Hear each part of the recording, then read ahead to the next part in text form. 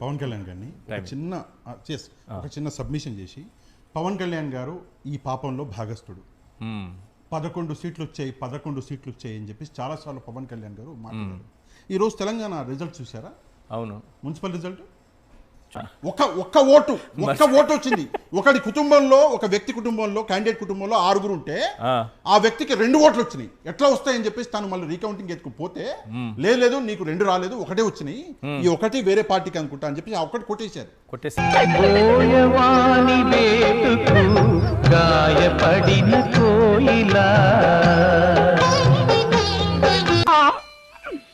మన ఇంట్లో ఉన్న ఓట్లు 3, అందులో నాకు పడ్డ ఓట్లు 2. చెప్పండి, ఎవరు మీలో నన్ను మోసం చేసింది? ఎవరు నాకు ద్రోహం చేసింది? ఎవరు నన్ను వెన్నుపోటు పడిచింది? మీరు కట్టిన ఈ తాళిబుట్టు సాక్షిగా, నేను కన్నా ఈ బిడ్డ సాక్షిగా చెప్తున్నాను, నా ఓటు మీకే వేశానండి. నాకు జన్మనిచ్చిన నీ మీద ప్రమాణం చేసి మరీ చెప్తున్నాను, గురి చూసి మరీ గుద్దాను రా, తొండ గుర్తు మీద. తొండ గుర్తు మీద గుద్దావా? అవును. మన గుర్తు ఉడతరా? అంటే నువ్వు ఉడత మీద గుద్దావా?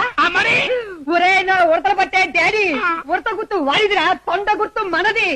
నిజమా? కాదు,